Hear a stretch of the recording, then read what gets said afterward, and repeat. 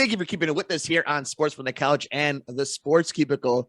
And we welcome back friend of the show to talk all things NBA and the Chicago Bulls. Thanksgiving is around the corner, so we got to start concentrated on the court. It is the one and only Josh Buckhalter. You can check out all his work at Soaring Down South. Pippen Ain't easy, triple zeros. What's up, Josh? What's happening, brother? What's going on, man? Thanks for having me back. Of course. So, I mean, early on, we talked to you in the beginning of the season. Now we're ready in November. Football is, almost, we already know what's going on in the playoff scenarios there. The NBA, on the other hand, though, we are learning a lot as the league has kind of taken into shape. So before we get into a lot of stuff locally with the Bulls, before we dig deep into this NBA season, what have been your thoughts of the NBA in general as we head into this Thanksgiving break? There's been a lot of ugly basketball.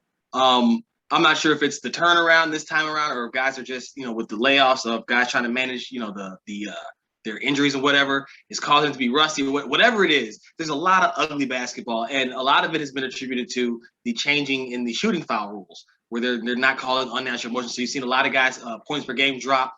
You've seen referees actually, I think, overemphasize and let some stuff go that they should be calling. And so now, as it's kind of balancing back out, I think we're starting to see the play pick up, and it's starting to show in not only box scores, but also just in the eye test, what you're seeing on the court every night. So I think that's a great way of kind of going into the Lakers. If we kind of take a national look around this, because if you're looking at box scores and totals, Anthony Davis is doing the thing when he's healthy. Russell Westbrook is doing Russell Westbrook things. But when you actually look at the team, they're not playing well together. And I think for a lot of people, it's a hard thing to judge that thing because for a long time, Russ has gotten a bad rep from a lot of people. And I think you don't want to kind of criticize him in a way that a lot of those people have done it over the last few years. But I do think it's honest critique of that team that they're just not gelling well. The Carmelo experience, everything that's going on with Dwight. Like, how do you feel about what's going on in LA? I think it's going to take some time. We've seen this with LeBron teams in general. When they kind of add new pieces, especially significant pieces like a Russell Westbrook, it takes them some time to gel. With him not on the floor, LeBron that is, with him not on the floor, that's going to take even more time. And so I think you saw an initial kind of surge from them once he went out because Russ kind of was freer to play his game without LeBron on the floor. So when he returns, maybe they need to incorporate some more of that where LeBron's playing more off the ball and letting Russ kind of do his thing because while the turnovers come, you also get some great play. So I think they just have to fine-tune that balance. Now, I will say that the roster construction is kind of funky as it is. There's not a lot of shooting where you have guys, especially Russ, who needs some shooting around him. And then with Anthony Davis, like you said, he's filling up the box score. But I think that there's something to be said for not coming away with some of these wins that we've seen over the past few games. And again, a lot of that will change when LeBron comes back. But if you're a Lakers fan, I think it does give you some kind of questions for the future, as in what's going to happen once LeBron retires. So, I mean, and that's going to be, like you said, a big picture thing for that organization, because what can you do with Anthony Davis? What can you do with that roster? And the Lakers don't believe in rebuilds. They believe in retooling. So you're 100% correct. When you do see the time of LeBron leaving, when that is, it's a whole different thing. That man is built differently. So it's 100% a valid point. But staying with that, them being the favorites, or at least for a lot of us who watch the association thinking that they're going to round into shape at some point. And I don't know, I don't want to be that guy that bets against Tom Brady, that bets against LeBron. But at some point, right, like there is going to be a moment where the miles do catch up. And I don't know if it's now, I don't know when it is. But then you say that argument, like as in myself, then you see what Golden State is doing. You're like, man, they've had a lot of miles. They've had a lot of injuries. And right now they look to be the best team in the NBA. Yeah, well, the Lakers' age is still older on average than the Warriors are. And the top players on the Warriors especially, like, again, we're missing LeBron, who's 36, 37 years old, compared to Steph Curry, who's 33, 34, something like that. So there's a big difference in that as it is. And then the playing styles. The Warriors being more of a finesse team, even though they play stout defense, like really, really tough defense, as the Bulls found out a few games ago. They are a team that's going to run you around and try to wear you out by just overwhelming you with threes. Steph's not stopping, running around screens and things of that nature. Draymond's barking at you, and they're bumping you on defense and stuff like that. So it's a different playing style that I think lends itself to kind of aging more gracefully than LeBron, who's been the brute his entire career. And as you get older, you kind of need to have that more of a finesse style. Now, if he can, there's still time.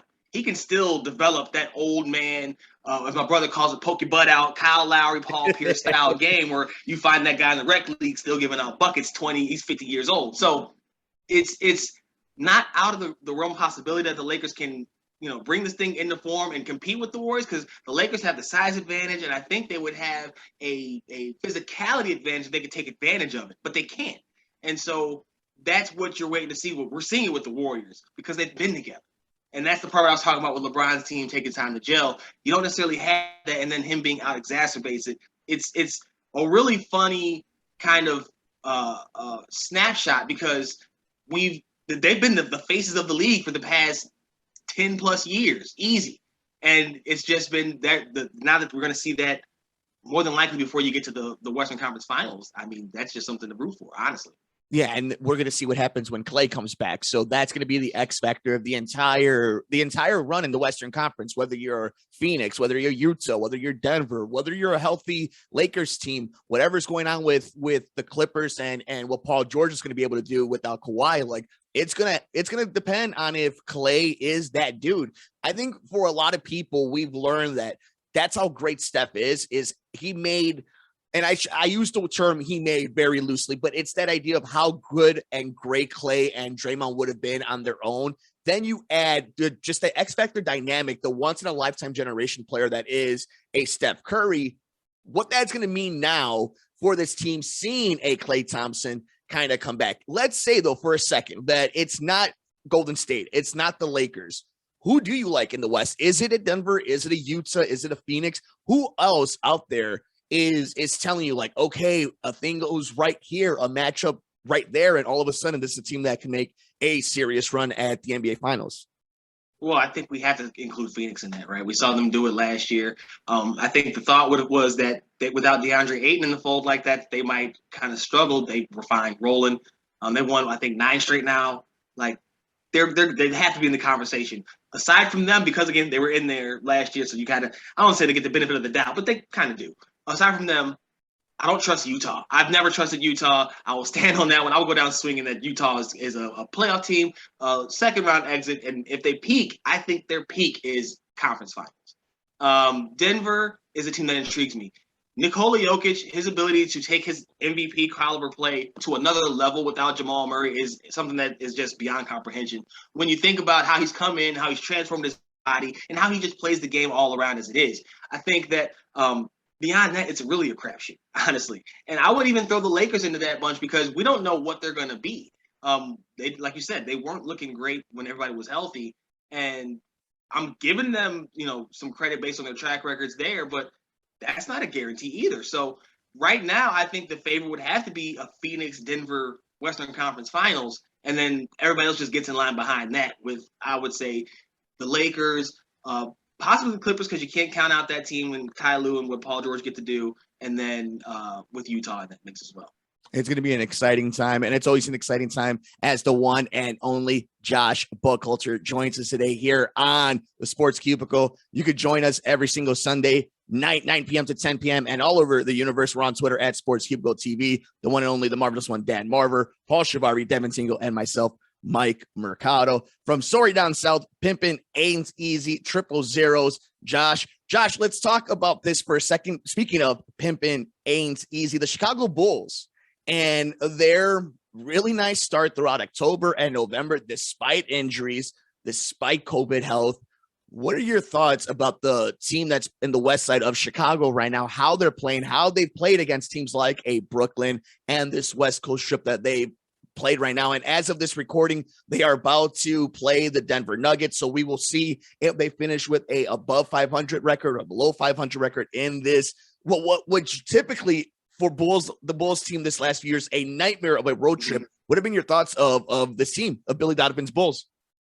I'm not surprised because if you recall, I was on this bandwagon before anything was even kicked off. I've been a fan of what they've been doing all off season, and to see it come to fruition, I think is just really something that Bulls fans deserve after years, and I mean close to 20 years of misery from that front office. So I've been pleasantly surprised by how quickly they've come together, but I'm not necessarily surprised by what I'm seeing in terms of their level of play. I like the fact that they've done it with defense, because that was their biggest question. You know, the size thing, you can't grow. Guys can't grow. And they worried about offensive fit. That was never a concern for me because I said, you know, you're going to shoot the basketball where you can shoot it and you make shots. Like, I don't know why everybody was trying to make that some kind of rocket science that it really wasn't. But the defense was a problem because prior to this season, Zach LaVine and DeMar DeRozan were both kind of known as sieves on defense, right? You brought in Lonzo Ball and Alex Caruso, and their energy has kind of infected the rest of the team. We saw Zach kind of pick his play up defensively in the Olympics. DeMar DeRozan, I think, kind of gets a bad rap because of the position that he plays. He's going against some of the top scorers in the league, so and is expected to be a contributor on that end as well, more often than not. So I guess you could say that there's some give and take there. But what we've actually seen from those guys has been terrific. There has still been some hiccups because, again, they are still coming together. But like I said, the perimeter defense led by Caruso and Ball has picked up to Zach not falling asleep as often off the ball. DeMar DeRozan has been contesting guys. And then offensively, you got Lonzo with confidence shooting the ball. You got DeMar shooting threes, knocking them down at a rate that he hasn't done his entire NBA career. It's just been incredible. It's been a fun run, and it's seen hustle. It's seen them being active, using their hands, and, you know, running through screens and active feet. It's something that you're seeing a well-coached team with professional basketball players that this front office got, that you could respect out there. You're not going to win every game, but you're going to be in every game, and you're going to be a nuisance for a lot of people. And Josh, as we are up against the clock, we got a minute or two to hit this one. We got to talk about this one. Speaking of the namesake of the Bulls website that you guys do amazing work at, Scotty versus Michael. We don't have to spend a lot of time on it. We know how much we love Michael. We know how much we love Scotty. We know how much we love The Last Dance. You know, I'm 31. I don't know how old you are. I love those Bulls teams. You can see the posters behind me. Original Michaels. I love this Bulls team. I got Scotty's drink over there. His autograph. We're about it. Your just initial thoughts. Is the legacy tarnished? What are we doing here? Michael obviously doesn't care because he's Michael Jordan, but what's going on? Scotty seems like a hurt man right now. I think people who are tapped in know that this is all about the book and the alcohol. He was pushing them. He got the book to the #1 on the New York Times bestseller list. So mission accomplished, right? Shout out to Scotty for doing what he had to do, man, to get it done. Look, man, we know what happened, right? We heard from him saying he wasn't going to mess up his summer. There was no editorializing needed from Michael Jordan. I love the fact that they're trying to say, well, Mike made him look bad. Nah, fam, Scotty said that. Like, we saw it. And then that was just a refresher for people who actually – I'm 35. That's a refresher for those of us who watched it happen in real time. Like, oh, yeah, no, Scotty didn't want to do it. That's right. So, look, we still love you, Scotty. Chill out, bro. Josh, before we let you go, you're obviously one of our favorites here on the show. We were talking about DeMar playing awesome basketball. He's, obviously stepping up from coming from San Antonio, what was a crazy time there since that trade from Toronto. He's been in the MVP conversation. I don't think he's anywhere near winning the dang thing, but speaking of MVP, and it's fun to have a Bull even being spoken about that on national television. Is it Steph Curry? Is it Kevin Durant? Who's the MVP right now? That's Steph. If it's not Steph, you got to prove to me that it's somebody else, because what we're seeing him do, how do you elevate your game? And again, like I said, 33, 34 years old, how do you take it to another level where he was, I believe I saw a stat that he was like shooting better than his MVP season the other, like it's insane what we've seen him do. And every game this far into his career, you're still watching him go and you're going, wow. And he's a jump shooter, right? It's not like he's out here dunking on guys and making posters. It's again, incredible. Josh, where can all the people, Chicago, NBA lovers, football lovers, sports lovers, good people follow the amazing Josh Buckhalter? Where can the people find you? I appreciate that, man. On Twitter at Josh G. Buck, Facebook at Josh G. Buck, and of course on Instagram at Josh G. Buck.